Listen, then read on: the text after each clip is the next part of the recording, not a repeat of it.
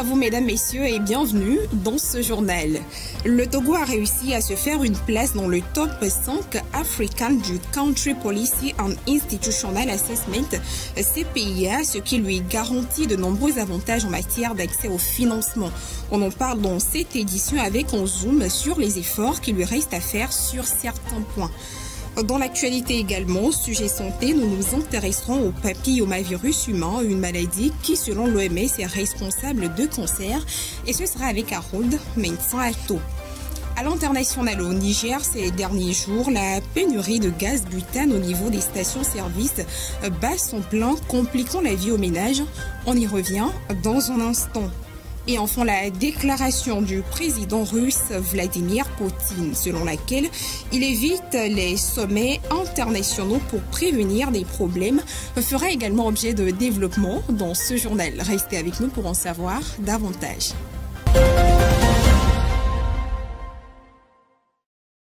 Bienvenue à tous. Coopération à l'entame de cette édition. L'ambassadeur de la Russie au Togo était à Lomé cette semaine. Ce déplacement sur Lomé s'inscrit dans la droite ligne des relations que les deux pays ont commencé à entretenir depuis 1961. Visiblement, la Russie essaie de réchauffer ses liens avec les pays africains de plus en plus intéressés par les coopérations avec Moscou. Kofi Kligé. Avec une résidence à Cotonou, l'ambassadeur russe au Togo Igor Evdokimov a séjourné à Lomé cette semaine. Un entretien a réuni le diplomate russe et togolais sur la coopération entre les deux pays depuis 1961. Cet entretien a tourné autour des retombées du deuxième sommet Russie-Afrique tenu à Saint-Pétersbourg les 27 et 28 juillet 2023. Les deux diplomates ont abordé les perspectives du développement ultérieur de la coopération bilatérale. Un développement qui doit s'étendre sur les organisations internationales. En février 2021, le ministre togolais des Affaires étrangères a effectué une visite de travail en Russie. Une visite qui a conduit à un accord d'exemption de visa pour les détenteurs de passeports diplomatiques et de services des deux pays. Sergueï Lavrov, le chef de la diplomatie russe, avait promis au Togo des investissements dans le domaine du commerce, de l'économie, de l'éducation, dans le domaine militaro-technique et dans le domaine sportif. La Russie tente de réchauffer depuis un moment ses liens avec les pays africains qui sont de plus en plus ouverts à des coopérations avec la Russie.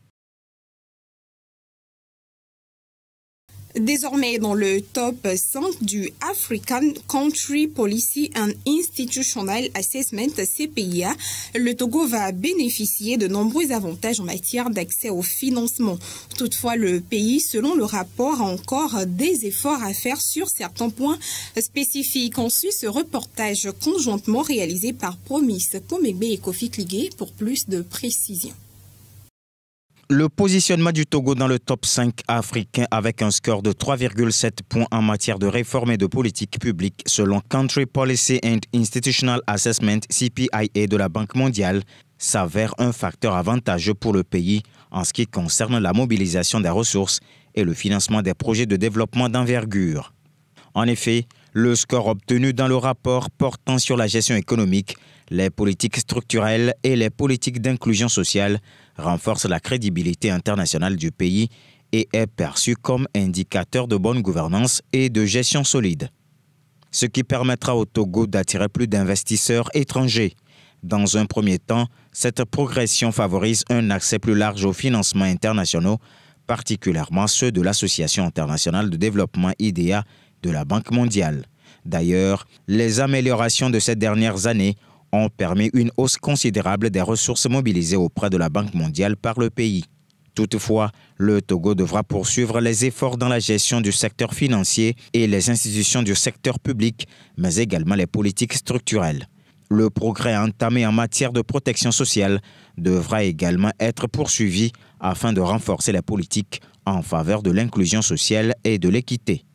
Ces progrès permettront au pays d'atteindre un score de 4 points, surtout que le Togo se veut un environnement respecté et propice au développement des affaires, favorisant l'inclusion économique dans une perspective de développement durable.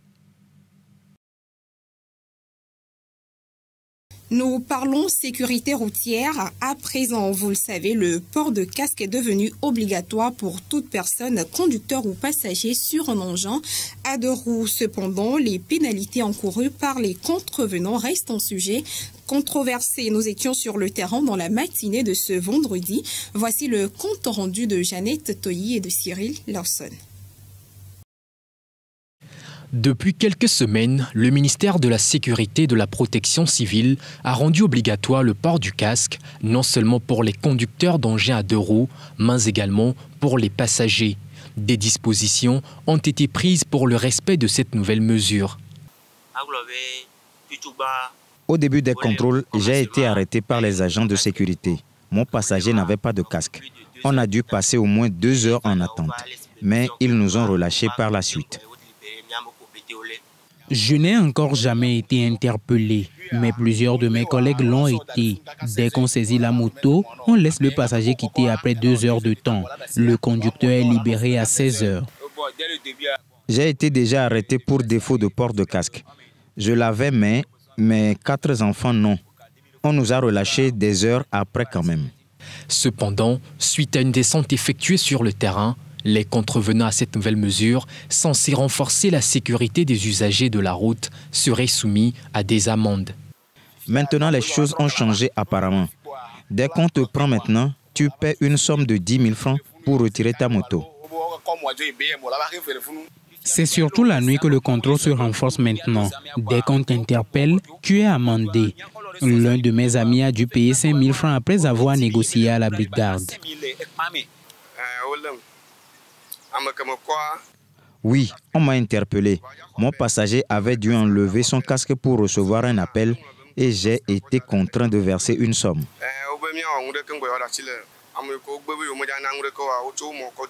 Ces informations liées aux amendes n'ont ni été confirmées ni infirmées par un agent de sécurité qui nous a référé à sa hiérarchie.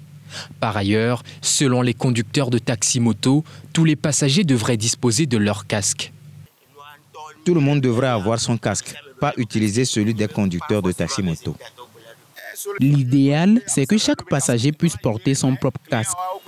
Notons que le port du casque est un geste simple, mais qui peut sauver des vies et prévenir de graves blessures à la tête. Il ne faut jamais sous-estimer son importance pour notre sécurité.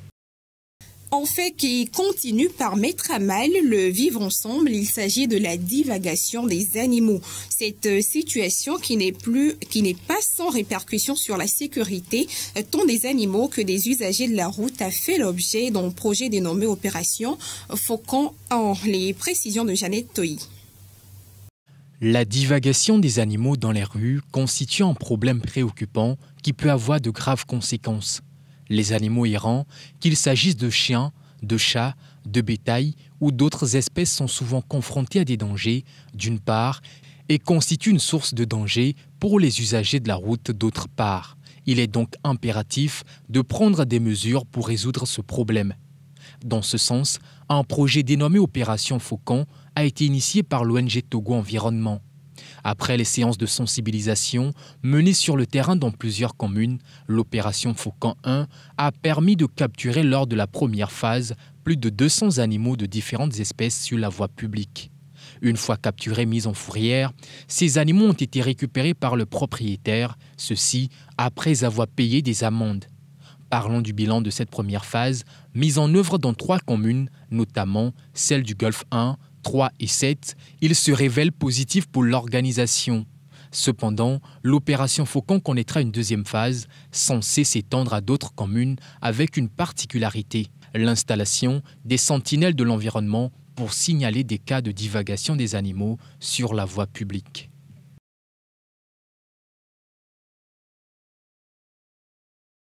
Le papillomavirus humain, selon l'OMS, est responsable de cancers comme celui du col de l'utérus avec les génotypes HPV 16 et 18 représentant la majorité des cas à haut risque. Et le point sur la situation au Togo avec Harold Mensato. Selon l'Organisation mondiale de la santé OMS, le papillomavirus humain HPV est un virus qui infecte les cellules de la peau ou des muqueuses. Au moins 13 des plus de 100 génotypes de HPV connus peuvent causer le cancer du col de l'utérus et sont associés à d'autres cancers. Les deux génotypes à haut risque les plus courants, HPV 16 et HPV 18, causent environ 70% de tous les cancers du col de l'utérus dans le monde. Le papillomavirus humain représente 8,7% des cancers chez l'homme en général et le papillomavirus humain représente 15,9% des cancers gynécologiques. Au Togo, ce cancer est le deuxième plus meurtrier chez les femmes après celui du sein. Pour y faire face, un travail de dépistage et un effort de prévention est nécessaire au sein de la population afin que l'infection puisse être traitée. En matière de prévention et de dépistage de ce cancer, de ce virus, d'abord nous allons commencer par vous dire que ce sont les lésions précancéreuses qui sont traitées. Parce que habituellement le cancer même, le traitement est difficile à faire. En matière de dépistage du papillomavirus humain au Togo, nous avons plusieurs moyens. D'abord, en fonction de l'âge, nous avons souvent ce que nous appelons le frottis cervico-vaginal, où il faut aller faire un petit prélèvement au niveau de l'utérus et voir si on peut trouver des cellules qui sont dangereuses pour la santé de cette femme ou bien de cette patiente. En dehors des frottis, on peut faire certaines colorations du col que nous appelons les IVL, les IVA, des tests au Lugol et des tests à l'acide acétique.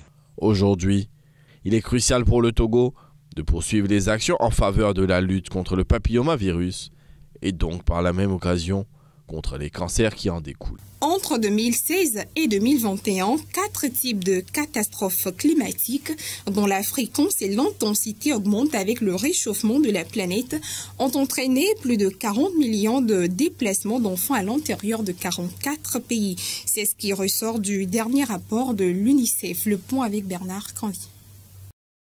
Sécheresse, tempêtes, inondations sont entre autres des catastrophes alimentées par le changement climatique que vit actuellement la planète. Selon le dernier rapport de l'UNICEF, en 6 ans, c'est-à-dire de 2016 à 2021, les catastrophes liées au climat ont entraîné 43,1 millions de déplacements internes d'enfants dans 44 pays à travers le monde, ce qui correspond à environ 20 000 déplacements d'enfants chaque jour. Soulignons que 95% de ces déplacements ont été réalisés en raison des inondations et des tempêtes. Même si l'impact grandissant du changement climatique frappe partout, le rapport indique particulièrement les zones vulnérables et plus précisément l'Afrique et des petites îles. Par ailleurs, les enfants sont aussi exposés au risque de déplacement dans les pays déjà confrontés à d'autres crises telles que les conflits et la pauvreté. Face à la situation, il faut que les dirigeants protègent d'un côté les enfants des effets des catastrophes naturelles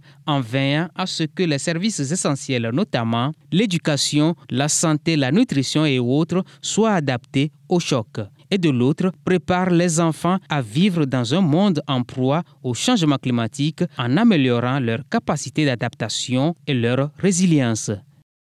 À Niamey, depuis quelques semaines, c'est la croix et la bannière pour les ménages en ce qui concerne l'approvisionnement en gaz liquéfié. Ces difficultés sont dues à la pénurie de la ressource en question et comme alternative, le gouvernement interdit son exportation. D'autres détails dans ce reportage. Des stations-service envahies par des files de bouteilles de gaz à Niamey. Ce précieux liquide essentiel pour les ménages est introuvable depuis quelques semaines. Face à la pénurie, le gouvernement a interdit son exportation jusqu'à nouvel ordre. Objectif, répondre à la demande locale. Une mesure appréciée par ce vendeur qui espère qu'elle va atténuer la situation. Le gouvernement a raison, il n'est pas normal de faire sortir un produit alors que la population en a besoin. Actuellement, nous n'avons pas de gaz, donc il n'est pas normal de l'exporter. Cette interdiction est une bonne chose, puisque l'exportation provoque une pénurie, ce qui n'est pas une bonne chose pour nous les consommateurs. Le Niger fait face à 2 situations majeures. Le gaz produit localement est estimé à moins d'une dizaine de camions par jour. Pour combler le gap, le pays doit s'approvisionner à l'extérieur. Niger produit environ 6 citernes de gaz par jour, le gaz butane. Et en général, cette production est distribuée à travers les opérateurs. Maintenant, au-delà, il y a, on parle de la moitié de cette production qui est vendue par nos partenaires à des opérateurs extérieurs ou très souvent même nationaux, mais qui exportent le gaz au Nigeria. Puisque le gouvernement a interdit l'exportation, nous, ce qui nous intéresse, c'est comment faire face à la demande. Si cet économiste se montre plutôt satisfait de cette décision, il reste néanmoins à trouver des solutions pour satisfaire les besoins locaux et sécuriser la production. Et pendant ce temps, de nouveaux cas de choléra refont surface au Zimbabwe. L'information vient du ministère de la Santé du pays. Une trentaine de cas a déjà été détectés et des dispositions ont été prises par les autorités. Découvrez-les dans ce qui suit. Le Zimbabwe a enregistré 36 nouveaux cas de choléra au cours des dernières 24 heures, selon le bilan publié dans la nuit de jeudi à vendredi par le ministère de la Santé. Des mesures sanitaires ont donc été imposées, notamment dans la capitale Harare, afin d'éviter la propagation de la maladie. Désormais, il est interdit de se serrer la main ni de partager de nourriture.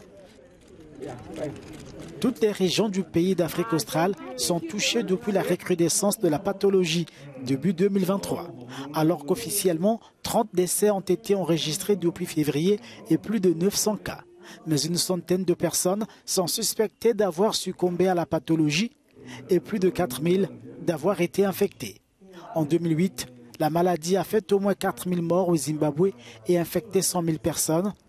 Infection diarrhéique aiguë provoquée par l'absorption d'aliments ou d'eau contaminée par une bactérie, le choléra est en forte recrudescence sur le continent, selon l'Organisation mondiale de la santé.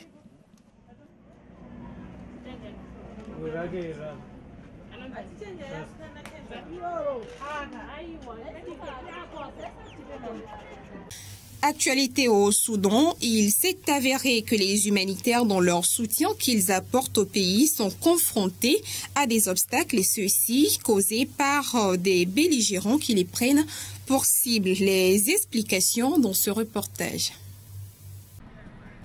Face à la guerre qui déchire leur pays depuis 6 mois, au moins 18 millions de Soudanais ont besoin de l'aide pour survivre. Mais les efforts des humanitaires sont entravés par les belligérants. Jeudi, l'ONU a dénoncé les contrôles des convois imposés par les factions en guerre. Mais pas seulement, des humanitaires sont souvent aussi pris pour cible. 19 travailleurs humanitaires ont été tués et 29 autres blessés. C'est inacceptable et illégal. Nous devons également mettre fin à l'ingérence des partis au conflit dans nos opérations, y compris les contrôles forcés des convois humanitaires et la présence militaire obligatoire pendant le processus de chargement à Port-Soudan et à Jazira. Depuis le 15 avril, les combats opposent toujours l'armée et les paramilitaires des forces de soutien rapide. Le pays doit aussi faire face à une urgence sanitaire. Nous avons récemment connu une épidémie de choléra. Elle a coûté cher en termes de viabilité concernant la fourniture d'eau, l'assainissement et l'équipement crucial dont nous avons besoin pour nous assurer que, au moins du point de vue de la santé, nous sommes en mesure de réduire ou d'éviter certains problèmes. Nous avons également des incidences élevées de paludisme et de dengue. Face à cette crise humanitaire complexe, il y a aussi le manque de fonds. Sur les 2,6 milliards de dollars que demande l'ONU, seulement un tiers est financé. Nous partons pour la Tunisie. Eh bien, dans le pays, les proches des politiciens, juges et journalistes emprisonnés réclament justice. Après la saisine de la Cour africaine des droits de l'homme et des peuples effectuée en début de cette année, ces derniers intentent de nouveaux procès, mais cette fois devant la Cour pénale internationale. Des membres de familles d'avocats et de politiciens emprisonnés en Tunisie ont invité la Cour pénale internationale à ouvrir une enquête sur les allégations de persécution politique et de violation des droits de l'homme dans ce pays d'Afrique du Nord. Des personnes ont été détenues illégalement, arbitrairement, maltraitées et dans certains cas torturées. Elles ne savent pas quelles sont les accusations portées contre elles. Les preuves n'ont pas été présentées et on ne voit pas d'issue quant à la durée de leur détention. Yousra Ranouchi, la fille du chef de l'opposition emprisonné Rached Ranouchi, a annoncé son intention de poursuivre cette action devant la cour de la Haye. Il est clair qu'il n'y a pas de justice. Dans certains cas, les prisonniers politiques sont détenus depuis 8 mois sans avoir été entendus. Personne ne sait quand le procès aura lieu. Récemment, des avocats eux-mêmes, des avocats représentant les prisonniers politiques, ont eu des enquêtes ouvertes contre eux. Donc, dans une telle situation, il n'y a aucun espoir d'obtenir justice. Cependant, nous continuons avec les affaires judiciaires en Tunisie. Ses proches d'opposants en Tunisie ont saisi en début d'année la Cour africaine des droits de l'homme Et puis, hors du continent africain, nous vous amenons en Russie où le président Vladimir Poutine a fait une déclaration importante ce jeudi. En effet, le président russe a déclaré et justifié sa non-participation aux sommets internationaux. On l'écoute. Le président russe Vladimir Poutine a assuré jeudi qu'il ne se rendait pas aux sommets internationaux comme ceux du G20 ou des BRICS pour ne pas causer de problèmes aux organisateurs, sans évoquer le mandat d'arrêt émis contre lui par la Cour pénale internationale. Le Kremlin a qualifié les accusations de la Haye de nulles et non avenues. Pourquoi devrais-je créer des problèmes à nos amis pendant un événement? Nous sommes des adultes. Nous comprenons que si je viens, il y aura un spectacle politique. Tout visera à gâcher l'événement. Alors pourquoi y aller?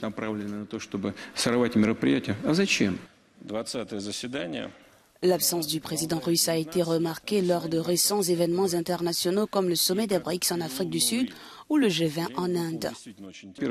Nous nous intéressons principalement au fait que le sommet des BRICS se soit bien déroulé harmonieusement avec des résultats et également le G20. Tout cela s'est passé comme voulu et cela nous convient parfaitement. Et de plus, j'ai assez à faire à la maison. Vladimir Poutine se rendra cependant mi-octobre au Kyrgyzstan pour son premier voyage à l'étranger. La Russie devrait accueillir le prochain sommet des BRICS dans la ville de Kazan en octobre 2024. Voilà, c'est ce qui vient mettre fin à cette édition. Merci à vous de l'avoir suivi. Restez fidèles à nos programmes. Excellente soirée à tous.